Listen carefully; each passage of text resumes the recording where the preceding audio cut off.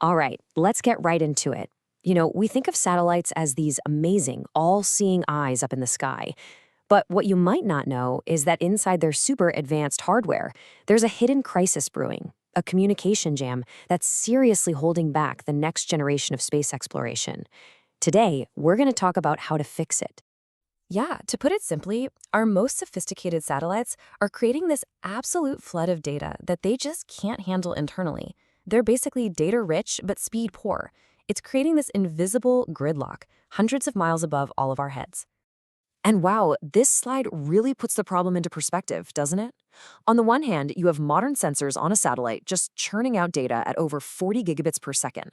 But then the internal data buses, think of them as the highways moving all this info around, they're often capped at less than 1 gigabit per second.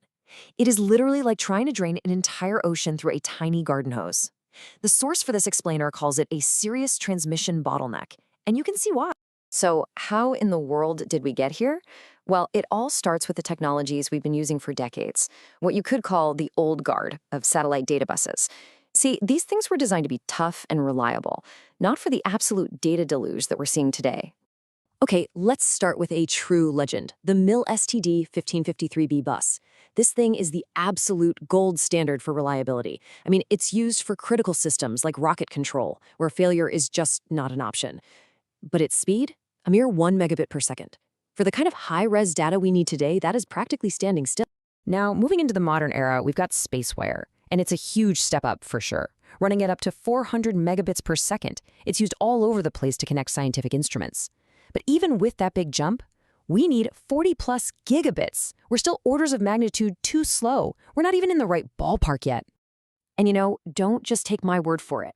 The researchers behind our source material, they sum it up perfectly. They say the problems of low bandwidth, high latency, and poor scalability, they're not just small annoyances anymore. They are becoming a major roadblock for the future of space missions. So, if the tech we built for space has kinda hit a wall, where do you look for a solution? Well, the answer is surprisingly close to home. It turns out the key technologies we need to fix this are already powering the massive high-performance data centers that run our internet right here on Earth. So the first hero technology here is something called time-sensitive networking, or TSN. The best way to think about it is like an air traffic control system, but for data packets. It doesn't just send information out and hope it gets there. Nope, it creates these pre-cleared, high-priority lanes to guarantee that the most critical information arrives exactly when it's supposed to. It's all about predictable, on-time delivery. The second piece of this puzzle is RDMA, or Remote Direct Memory Access. And this is all about pure, raw efficiency. Essentially, it gives one computer component a direct key to another component's memory, so it can just go in and grab the data it needs instantly without ever having to bother the main processor. It's an express lane that moves data with almost zero delay. Now, here's the real breakthrough.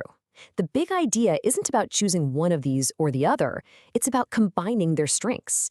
By putting these terrestrial technologies together, we can create a brand new kind of high-speed hybrid bus, a new nervous system for satellites that's both incredibly fast and rock-solid reliable.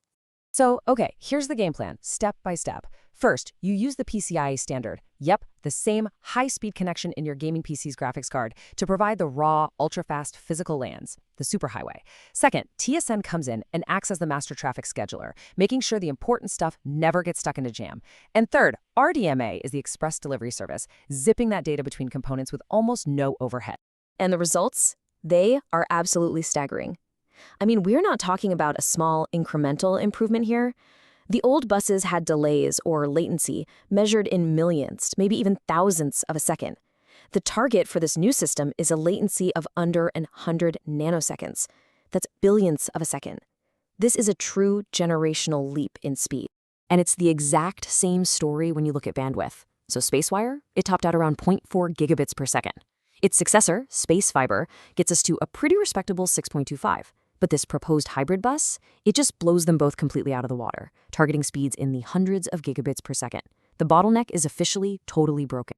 Okay, so what does all this speed actually mean? Why does it matter so much? Because this isn't just about getting faster numbers on a spec sheet. This is about unlocking completely new things that we can do in space. So when data can finally flow this freely, satellites can suddenly do things they never could before. They can run powerful AI right on board to analyze data the second it's collected, instead of sending it all back to Earth to be processed.